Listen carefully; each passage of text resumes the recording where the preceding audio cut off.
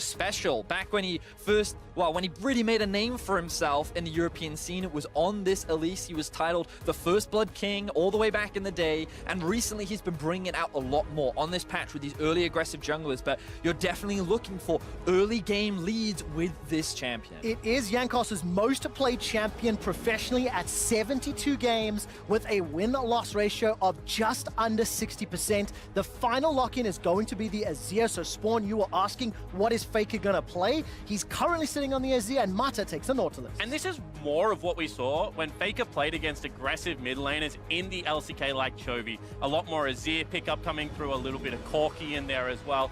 Certainly scaling seemed to be the priority in the LCK, where a lot of the teams internationally like to play that fast early mid-game strategy that we're currently seeing in G2's lineup. And what I'm really excited about is I felt like what we're seeing right now is almost what you expected in the LCK finals, with Griffin having this very aggressive style against the slower, more controlled style of SKT. And what SKT did was control it in the final. They prevented Griffin from getting that early game lead. The question is, can they now do the same against the LEC champions of G2? Yeah, and when you have a look at G2's lineup right now, you have to be so aware of how their side lane is going to play this mid game. They're so good at exerting pressure and trying to tear you apart. I feel like all the time when we see LCK teams get control of the map, set up their plays, they kind of squeeze you out of farm. Well, G2 aren't that kind of team. They fight back against that play style, and they have the perfect comp to do so. And one of the things that we've talked a lot about in preparation for this MSI group stage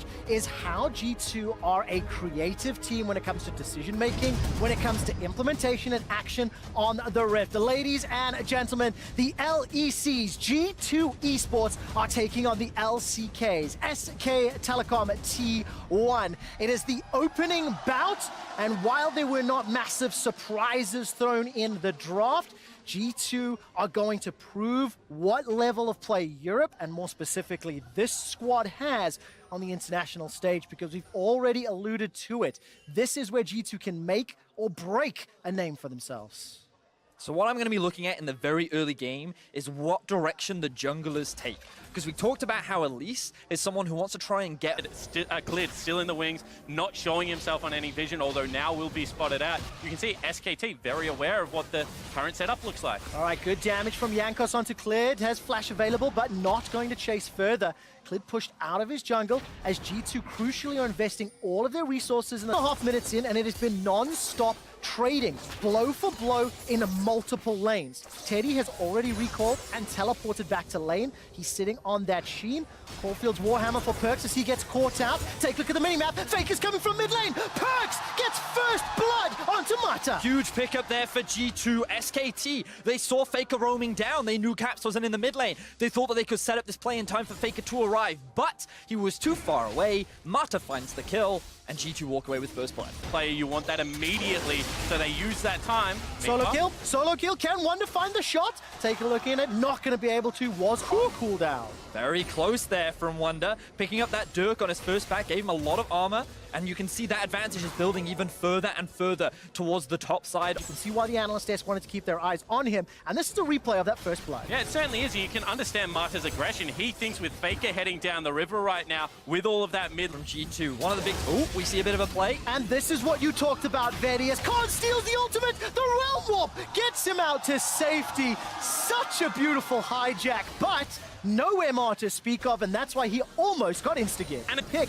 Every time Clid moves forward, he's clearing out those wards. But G2 eSports, they're now barreling down the middle lane. Yeah, and that was the thing. They had already dropped all their vision top side of the map. They were worried about the Baron, so much so that they've been forced off this mid lane turret. All right, the tower will fall shortly. Khan's got his hands on a quickness. So if SKT can find an opportunity, that's another huge tool to use in this team fight. Perks takes a big chunk of damage, sticks around. There goes the bomb. Manages to get dodged by the Feather Storm. SKT looking for the re-engage. Abscond of Duck, used there onto Wonder. Defensive move away from Cap. The Hourglass goes down. Perks takes out Clid. That's the first for G2. The Cocoon on the back end. That secures the kill into Teddy. Now Faker needs to do it all. He's forced to run away. Uses that cleanse. Still holds onto the flash. It's 2 quick kills for Europe.